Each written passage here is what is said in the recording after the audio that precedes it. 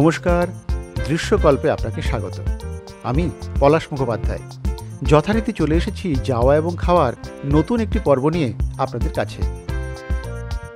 এবারের সফরে আমি চলেছি উত্তরবঙ্গে। সেই মতো কলকাতা স্টেশন থেকে সন্ধ্যে 7:50 রাধিকাপুর এক্সপ্রেস ধরে যাচ্ছি রায়গঞ্জ। ট্রেন যাত্রার বিস্তৃত বিবরণ দিয়ে অকারণ দীর্ঘায়িত করব না, শুরু করি রায়গঞ্জ থেকে। ভোর প্রায় 5টা নাগাদ আমায় রায়গঞ্জে নামিয়ে দিল রাধিকাপুর এক্সপ্রেস। যাত্রীদের ভিড় মিলিয়ে যেতেই শুনশান রায়গঞ্জ স্টেশন। পূব আকাশে সামান্য আলোর আভা জানান দিচ্ছে সামান্য পরে শুরু হবে আবার একটা দিন। টিপটিপ করে বৃষ্টি পড়ছে। আমার হোটেল ঠিক স্টেশনের পাশেই, তাই তাড়া নেই আমার। একটু পরে নির্জন প্ল্যাটফর্মে আমায় রেখে চলে গেল রাধিকাপুর এক্সপ্রেস।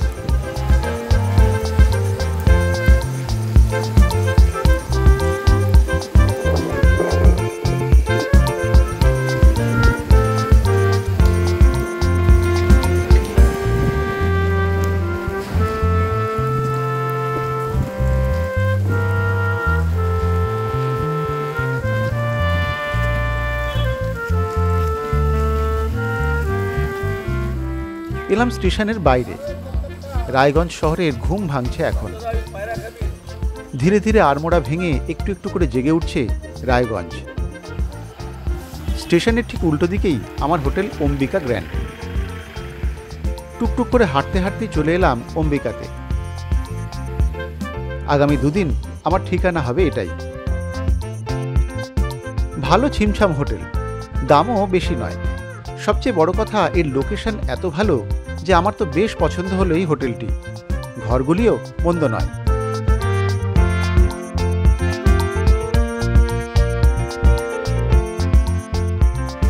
রায়গঞ্জ সফরে এটাই আমার বাহন। উনি হচ্ছেন বিপ্লব দেবনাথ। বিপ্লব দাই আমার এই দুদিনের সারথি। ভালো মানুষ, আমাকে অনেক জায়গা ঘুরিয়ে দেখানোর প্রতিশ্রুতি দিয়েছেন তিনি। প্রাতরাশ সেরে এবার বেরিয়ে পড়েছি। রায়গঞ্জ শহরে এসে বেড়ানোর কথা ভাবেন না কেউই। আমিও এসেছি একটা সেমিনারে যোগ দিতে, কিন্তু মনে হলো হ্রদ দেখার সঙ্গে কলা বেচাটাও হলে মন্দ হয় না। আসলে সেমিনারের পাশাপাশি যদি যাওয়া এবং খাওয়ার দু একটা পর্ব করে নিয়ে যেতে পারি, তাহলে আমার দর্শকদের জন্য এটা একটা উপহার হতেই পারে। চলেছি শহর ছাড়িয়ে। আমাদের প্রথম গন্তব্য দুর্গাপুর রাজবাড়ি।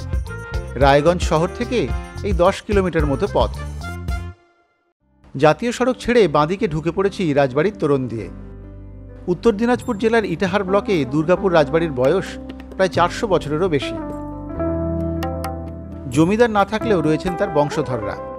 বর্তমানে রাজবাড়ির জৌলুস কিছুটা কমলেও প্রাচীনত্বের ঐতিহ্যে আজও অম্লান এই রাজবাড়ি।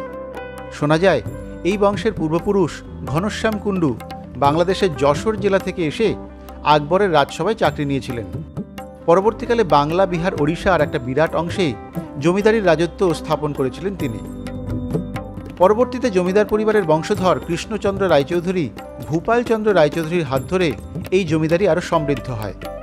এদের আদি বাড়ি ছিল ইটাহারের চূড়ামন এলাকায়, কিন্তু বসত ভিটে মহানন্দা নদীতে চলে যাওয়ার পর পূর্বপুরুষরা দুর্গাপুরে এসে এই বাড়ি তৈরি করেন। এই সময় জমিদার কৃষ্ণচন্দ্র নাবালক ছিলেন, তাই ব্রিটিশ সরকার তার দেখাশোনার ভার গ্রহণ করে। সেই মতো ব্রিটিশ সরকার এই রাজবাড়ির একতলাটি তার থাকার জন্য তৈরি করে দেয়, আর বাড়ির দোতলাটি জমিদার ভূপালচন্দ্র পরে তৈরি করেন। এই বাড়ির বংশধরেরা এখনও বাড়ির দোতলাতে বসবাস করছেন। নিচের তলায় রয়েছে পুলিশ আধিকারিকের দফতর। জমিদার ভূপালচন্দ্র ছিলেন অত্যন্ত সাধাসিধে এবং সরল প্রকৃতির মানুষ। ব্রিটিশ সরকার তাকে অর্থের বিনিময়ে রাজ উপাধি গ্রহণ করার জন্য পরামর্শ দিয়েছিল, কিন্তু তিনি তা গ্রহণ করেননি। সাধারণ মানুষ তাকে রাজা হিসেবেই জানত এবং মানত। সেই সূত্রে এই জমিদার বাড়ি রাজবাড়ি রূপে পরিচিতি লাভ করে।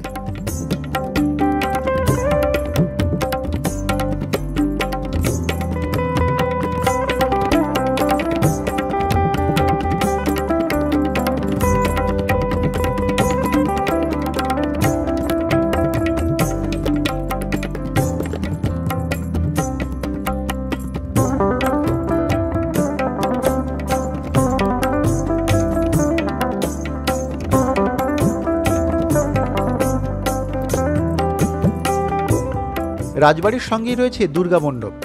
এখনও পুজো হয় এখানে। তবে কালের নিয়মে পুজোর চাকচিক্য কিছুটা কম হলেও পুজোর পুরনো ঐতিহ্য এখনও অটুট রয়েছে। পুজোর প্রস্তুতি ইতিমধ্যেই শুরু হয়ে গিয়েছে। দশমীর দিন মেলা উপলক্ষে সব ধর্মের মানুষ জড়ো হন এখানে। পড়াশোনা বা জীবিকার প্রয়োজনে রাজবাড়ির সদস্যরা ছড়িয়ে রয়েছেন দেশের বিভিন্ন প্রান্তে, কিন্তু পুজোর সময় সকলের ঘরে ফেরা চাই। ফলে পুজোর 4টে দিন যেন আগের মতোই জমজমাট হয়ে ওঠে রাজবাড়ির প্রাঙ্গণে থাকা এই নিঃসঙ্গ দুর্গা দালান।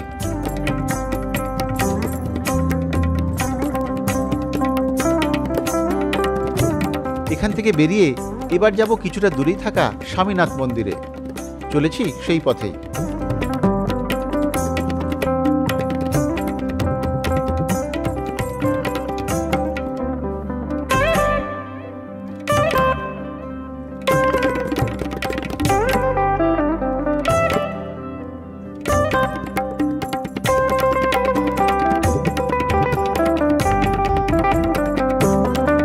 মিনিট 7-এর মধ্যে পৌঁছে গেলাম স্বামীনাথ মন্দিরের সামনে।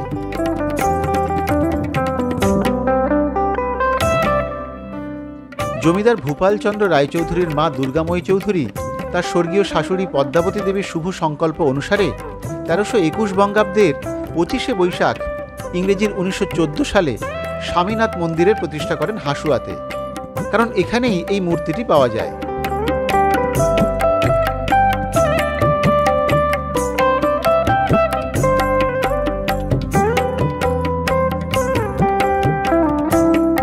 স্বামীনাথ মন্দিরের ভিতরে যে কালো কোষ্ঠী পাথরের মূর্তিটি রয়েছে সেটি আসলে বিষ্ণু মূর্তি। জমিদার ভূপালচন্দ্র রায়চৌধুরী স্বামীনাথের স্বপ্নাদেশ পেয়ে বুদ্ধ পূর্ণিমার দিন তার পুজো শুরু করেন। এই দিন জমিদার বাড়ির বংশধরেরা হাসুয়ায় গিয়ে স্বামীনাথ এবং সীতাকে স্বর্ণ অলঙ্কারে ভূষিত করেন। তারপরই মন্দিরে পুজোর ব্যবস্থা করা হয়। এই উপলক্ষে সামনের মাঠে বসে বিরাট মেলা।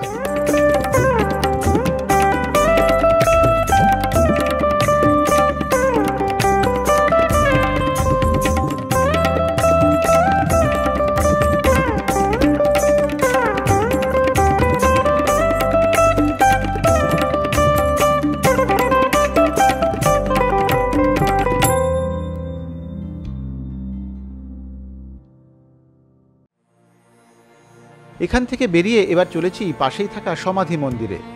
সবুজ সুন্দর প্রকৃতির মাঝে এই মন্দির বা আশ্রমটি। আনুমানিক 1950 সালে উত্তর দিনাজপুর জেলার হাসুয়াতে এই মঠ স্থাপন করেন স্বামী সমাধি প্রকাশ আরণ্য গুরুদেব মহারাজ।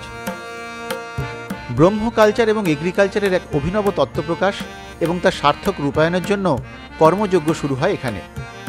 শান্ত সুন্দর এই এলাকায় প্রচুর গাছগাছালি লাগান গুরুদেব।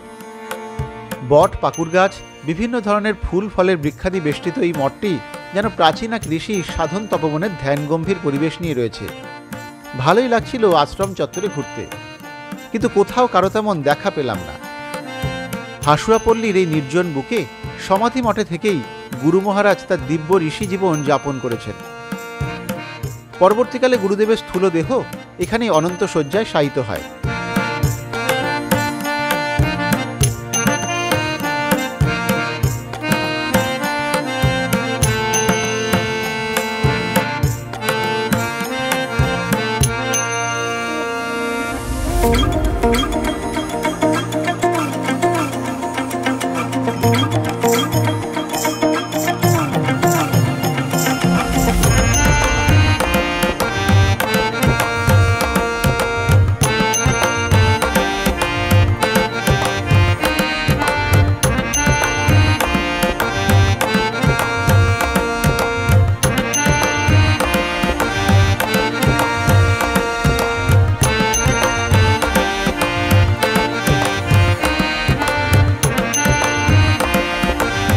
উৎসব উপলক্ষে এখানে প্রচুর ভক্ত সমাগম হয় প্রতি বছর।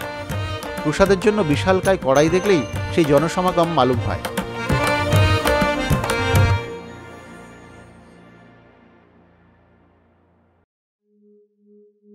এখান থেকে আমাদের পরের গন্তব্য একটু দূরে, যাব বাহিন রাজবাড়ি।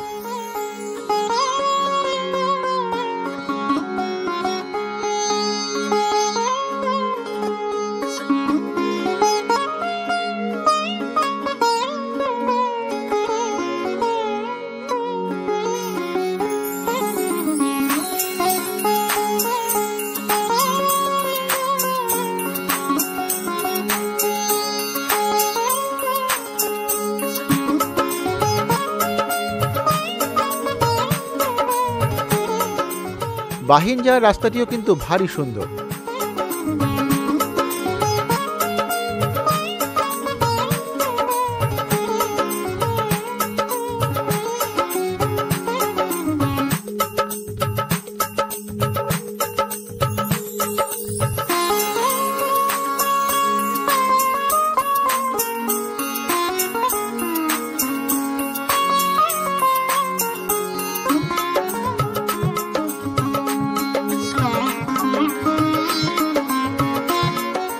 বাহিন রাজবাড়ি রায়গঞ্জ ব্লকের অন্তর্গত বাহিন গ্রাম পঞ্চায়েত এলাকায় অবস্থিত।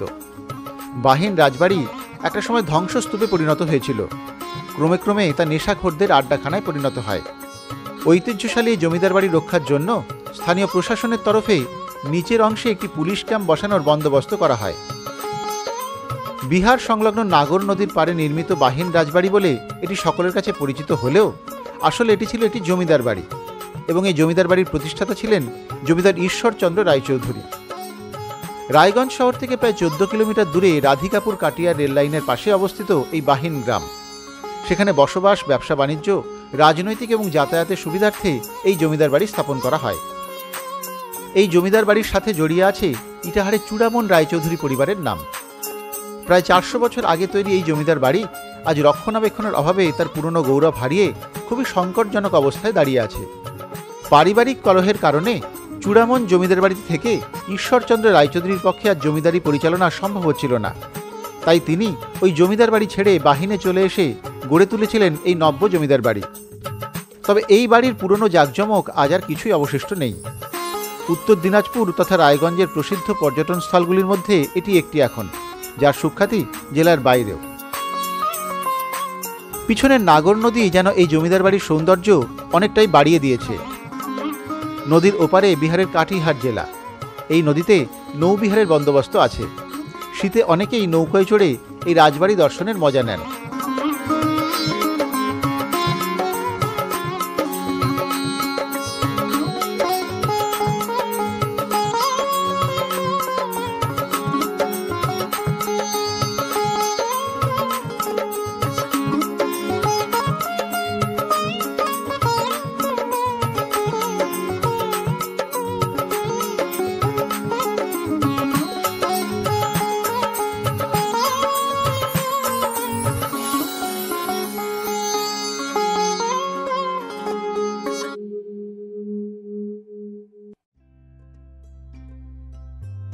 বাহিন থেকে বেরিয়ে আমরা আবার ফিরে যাচ্ছি রায়গঞ্জ শহরে। সেখানেই আমাদের মধ্যাহ্নভোজন সারা হবে।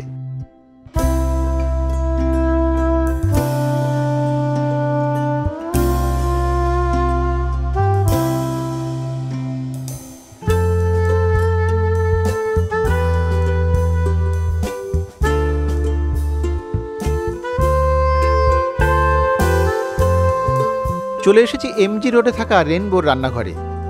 আমাকে অনেকেই পরামর্শ দিয়েছিলেন মধ্যাহ্নভোজনটা এখানেই সারতে। বাঙালি রান্নায় নাকি এই রেস্টুরেন্টের বেশ নামডাক। রেনবোর রান্নাঘরে আজ বেশ কিছু পদ এবং নানান ধরনের থালি আছে দেখলাম। আমি অবশ্য অর্ডার করেছি বাঙালি থালি। এটি অবশ্য নিরামিষ। রেস্তোরাঁটি বেশ সাজানো গোছানো, ভিতরের সাজসজ্জাও নজর কাড়ে।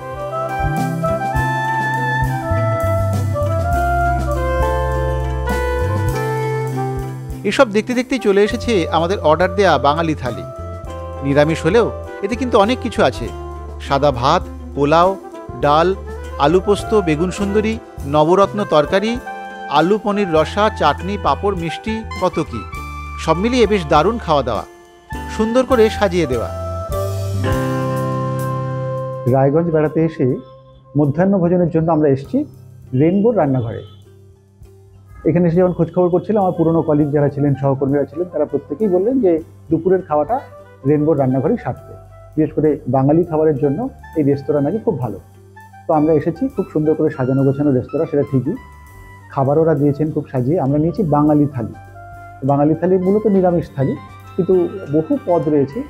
সেটা অবশ্য একটা খুব আমার জন্য চাপের ব্যাপার, এতগুলি পদ খাওয়া, কিন্তু ভালো, খুব সুন্দর সাজিয়ে গুছিয়ে দেওয়াটা খুব সুন্দর। আমি খেতে থাকি, পরে আপনাদের বলছি কীরকম খেয়ে লাগলো। আগে একটু সামান্য একটু খাই। এই বেগুন সুন্দরীটা দেখলাম, এটা আমার একটু লোভ হচ্ছে দেখে। এইটা একটু খেয়ে দেখি কেমন লাগছে। হ্যাঁ, মিষ্টি মিষ্টি খারাপ না, তো খেতে থাকি। দুপুরের খাওয়াটা কিন্তু বেশ জমিয়ে খেয়েছি, মানে খাচ্ছি, ভালো লাগছে। বাকি এরপর আমরা আরও যেটা বেড়াতে যাব সেগুলো আসছি। এখন দুপুরের খাওয়া, পোলাও আছে, পোলাও একটু খেয়ে নিই। বাহ, ঠিক আছে। বেশ তৃপ্তি করেই দুপুরের খাবার সারা হলো। তবে আমার মতো মানুষের পক্ষে এতটা খাবার খাওয়া বেশ চাপের। কিন্তু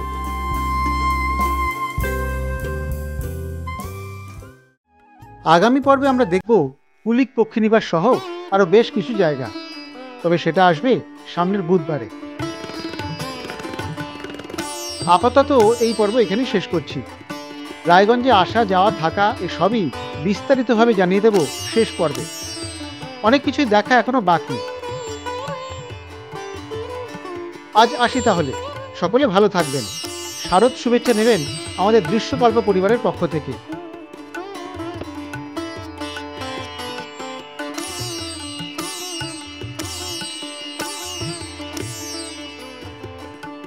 পুজোর আবহে সুস্থ থাকবেন, এভাবেই দেখতে থাকবেন দৃশ্যকল্পের ইউটিউব চ্যানেল।